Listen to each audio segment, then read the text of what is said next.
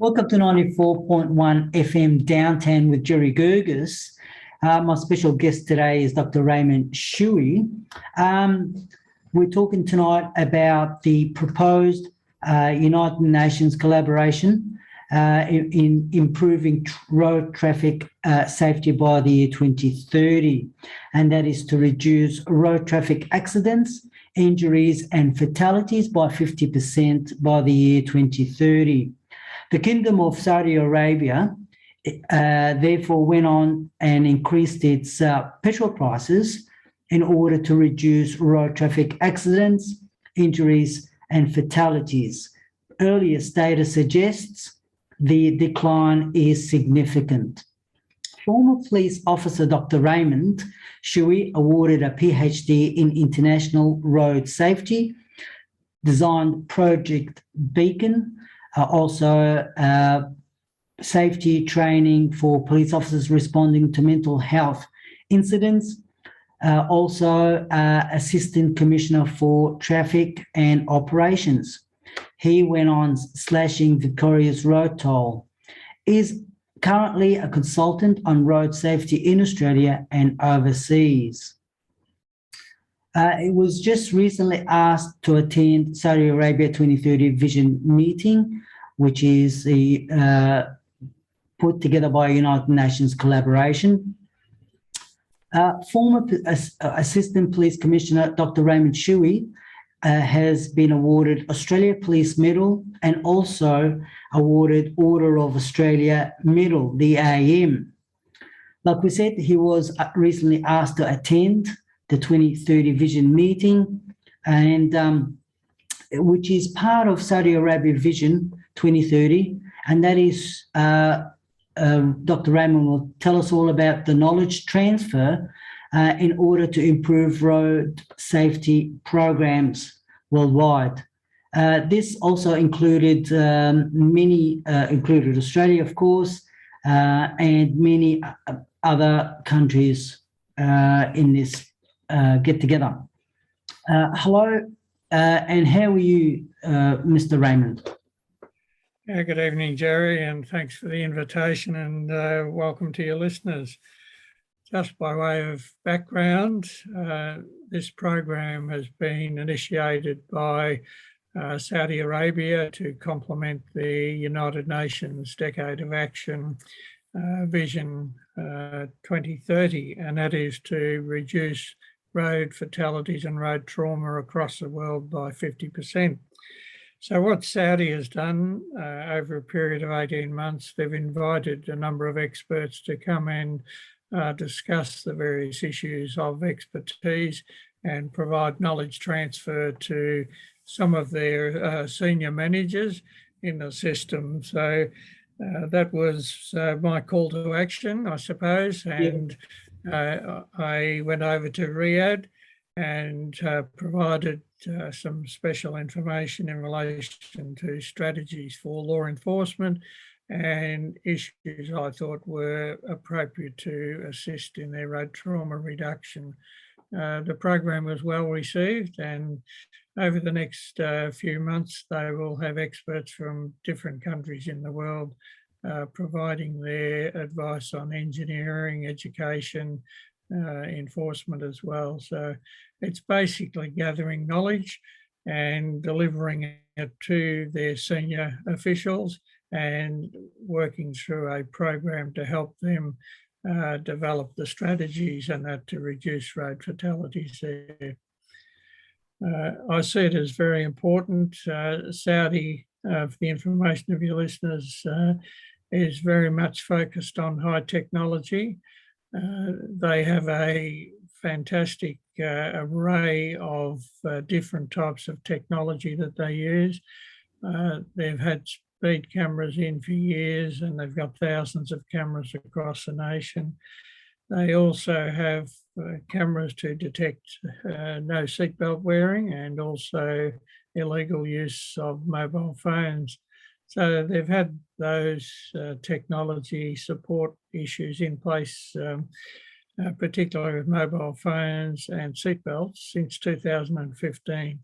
So we haven't got them here in Victoria. They've That got was them my in next New South question. Wales and Queensland. So anyway, they're just some of the issues that they have in place, but they still want to improve their road trauma reduction, and that's what it's all about. Ray, if I can just pick a few. First and foremost, the cameras, the telematics in picking up not wearing a seatbelt or talking on the mobile. You said that some of this stuff has been in place since 2015. My question is, how high is their road incidents, injuries or serious injuries or fatalities compared to Australia? Yes, they have one of the highest road fatality rates in the world. And this is for a high income country. It is way above Australia's and America and Canada, UK. So one of the critical issues in Saudi for any tourists that have been there or any people passing through is the high level of speeding offences, and hence the concentration on speed enforcement. There's a number of issues there in relation to their road network. It's similar to Australia. They have some very sophisticated freeways and dual highways. They also have a large kilometre network of unmade roads, sand roads, and very poorly made roads. So it is the contrast similar to Australia. So you have the high profile freeways in and around the big cities, and there's a number of holy cities there, and you have the poor roads similar to some of our rural roads and our outback areas. So it's not unlike Australia in terms of the geography and the terrain. And the issue of driver behaviour is not dissimilar to Australia, except that the speeds are far more excessive than what we find here in Australia. So that's a critical issue, and they're using technology at a high level to try and curb those rates and bring them down to saving lives across the nation. Ray, I started off by saying that out of the proposal, the Kingdom of Saudi Arabia increased their petrol prices, and they are using that as a measure of reducing fatalities, and the incidents are dropping. Can that be applied in Australia, or they can afford to pay the fines, and that's why they're speeding away in Saudi Arabia? It's a different situation in Saudi, but in a number of those countries, Saudi, Iran, Dubai, they have done a lot of work in terms of the increase in fuel prices. And what happens, naturally people slow down, they want to conserve fuel, they take less trips, so you've got less kilometerage during that time period. The transport drivers tend to drive a lot more sedately in the system, so it's a subtle way to try and reduce road fatalities, and it does work in those countries. Would it work in Australia? That's yet to be seen, but as we see the petrol prices increasing, people may, choose to take that option of not wasting fuel and trying to conserve fuel and energy. So it does have a place, but I don't believe it has a major place in the Australian economy. However, yet to see. I'd like to move on to the next project that you have that's happening in Australia and maybe worldwide. Tell us about how Australia Post is helping your International Road Safety Organisation developing an e-learning app. Yes, thanks, Jerry. Well, we're very excited to receive the Australia Post grant of $1,000. As a not-for-profit charity, we operate closely with the National Disability Insurance Scheme and provide learner driver coaching for those with disability approved by the NDIS. In our driver coaching program, we have hundreds of hours of dashcam footage of all types of road user interactions. So we use this footage as training for learner drivers to coach them on road rules and road risks actually before they get into the car. So they learn the rules and they learn the risks from real life videos, not from make-believe. These are real life videos.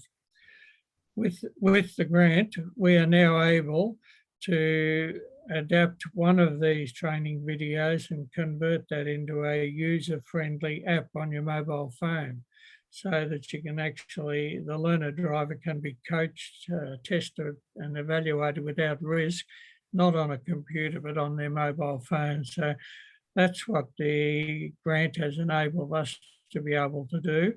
And we're doing this as a prototype, and it's the first in Australia to actually transfer real information, real live dashcam footage onto the mobile phone as a learning app. So other programs have simulators and simulations, and they're really just games, but they'll have something where you're driving along on a make-believe road and all of a sudden a child run out and you've got to put your foot on the brake to avoid that running into the child. We have real live footage that shows people and scenarios, and it's as close as you can get to reality with real incidents and in a safe process. So you're at home or you're in the office or you're somewhere doing this and you're actually learning and doing the actions required, the risk assessment and those type of things before you actually get in the car. So this is a great step forward. We will be putting it straight into the disability sector and then hopefully put it out onto the open area where anybody that's wanting to test this out before they actually get into the car, they can do that. And it's a real adult way of learning. Mm-hmm. And it's as real to life as we can get, and we're very proud of it and very pleased to have the grant. Ray, I am very shy of time, so I do want to thank you for giving us your time this evening, and we hope to catch up with you very soon when the app is live or going live. So that would be something that we look forward to. Right, thanks, Jerry.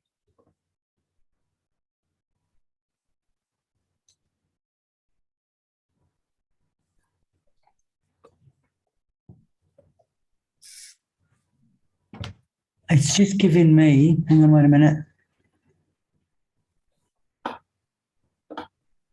It's just giving me a warning. The half an hour, believe we the half an hour is already gone. It's just amazing. All right, hang on for a second. Yes. Are you I had to cut it really short. There was so much I wanted to talk about. Doesn't matter. Let me just finish this because it's got a process to do. So start. You can send another link if you want to. Yes. Okay. Let me just do this first because I think we've done our time on this block. Okay. Okay. Stay. You're not going to go to sleep very early, are you? No, that's all right. It's only 7:30. I'm going to bed. Okay. Okay. All right. Hold on. Okay. I'll text you when I'm ready because I've got to go through a process of uploading this video. Yep. Okay. Okay. Bye.